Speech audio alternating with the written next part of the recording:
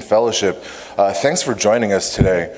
We also like ending our services by letting you guys know how you can connect in our church, because we honestly believe that ICF is both a place to belong and it is a place to serve and be a part of something that's bigger than each and every one of us. So whoever you are, we want to let you know that there are places to get involved. If you're a guy, our men's fellowship meets every first Sunday of the month. If you're every first Saturday. Sorry, my brain had a little lapse. If you're a lady, our ladies circle meets as well. Please look at your programs, our announcements to see what kind of events are going on. I know that the ladies circle is hosting apple picking next Saturday. We also have things where you can get involved in Sunday school. You can get involved in our food preparation and serving food for whoever comes out. We also have a couple of events coming up where on October 28th, you can mark that down in your calendar. October 28th, we are going to have our family fun night. By that, we normally do family fun night on Halloween, October 31st, but we decided to have it on a Friday for a couple of reasons. One, it's a Friday night. It's a night that's pretty easy to invite people to an event that we're having. But two, we are doing something else on October 31st. So October 28th is our family fun night hosted by our Anchor Youth Ministry, and it has an 80s theme. So if you're around for the 80s, you're probably going to want to be there for that. Get your cool 80s clothes on, maybe do your 80s hair. Whatever hair you got left, if you can kind of make it look like the way it did in the 80s, go ahead.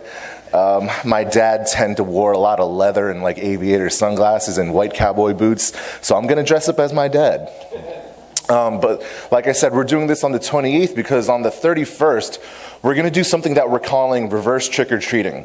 And this started because I took my eldest daughter trick-or-treating last year, and I noticed that people were really receptive to us talking to them at their doorstep. In fact, throughout the year, if I'm not with my kid, I tend to be a pretty intimidating looking guy, apparently. Might be the size and the beard, but when I'm with my kid and where she's in costume, strangers are talking to me and are open to talking. And it just seems foolish to not take advantage of this opportunity. So what we're going to do is we're going to come up with a couple groups. If you're interested, we're going to have online signups, and we're going to come up with different groups, and we're going to send people out into Suffern and go down certain residential streets and go to the downtown shops. And we're going to have kids dressed up, and we're going to go trick-or-treating. But after people assume that they're the ones giving kids treats, we're going to pull a fast one on them and give them a gift.